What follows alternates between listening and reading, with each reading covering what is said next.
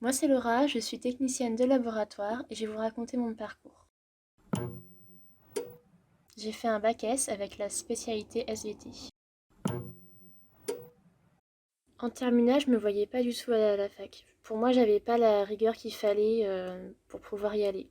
Et du coup, j'ai cherché une autre formation, donc j'ai recherché dans les DUT et les BTS. Et en arrivant sur le site du lycée Marie Curie, j'ai vu le BTS Analyse de biologie médicale. Ça touchait pile poil ce que j'aimais faire. Et du coup, je me suis déplacée le jour de la porte ouverte et ça m'a énormément plu. Ce qui m'a le plus plu dans le BTS, c'est la partie technique. On fait énormément de TP, on en fait plus en deuxième année qu'en première année, mais c'est une grosse partie du programme. Alors selon moi, les qualités requises pour faire le BTS, il faut de la rigueur. Il faut être investi dans ses cours, il faut aimer faut aimer la science, il faut aimer la santé, faut aimer ce qu'on fait. Voilà, si on n'aime pas ce qu'on fait, ça peut être un peu compliqué. Le métier de technicien est différent de ce qu'on peut voir en classe. En classe, on va faire énormément de TP manuels qui sont remplacés par les automates en laboratoire. Par exemple, en hématologie, il y a plusieurs grands postes. Il y a le poste de transfusion sanguine qui va avec le poste des groupages sanguins.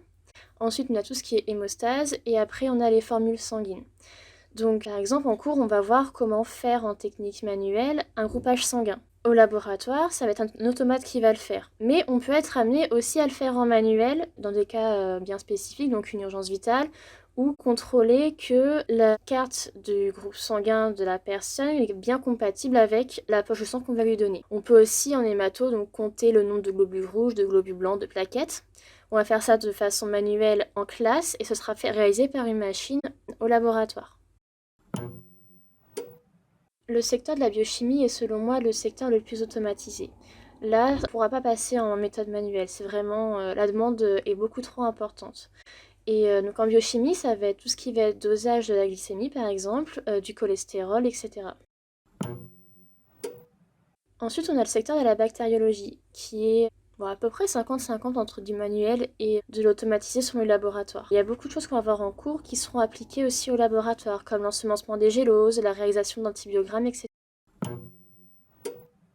Après, il y a un quatrième service qui est un peu moins connu, c'est le service d'anatomie et cytologie pathologique. Donc là, dans ce service, on va recevoir des organes, des biopsies, et le but, ça va être de déterminer la présence ou non de cancer. C'est un service très manuel. Voilà. Les automates sont peu présents. Il nous faut gagner du temps pour certaines choses, mais ils sont peu présents par rapport aux autres services. Moi, je suis technicienne d'anatomie et histologie pathologique. En première année, j'ai fait mon stage à Beauvais. Donc à Beauvais, quand on fait leur stage là-bas, on voit tous les secteurs. Donc j'ai commencé par la biochimie, ensuite l'hémato et la bactério. Et j'ai adoré la bactério et j'ai fini mon stage là-bas.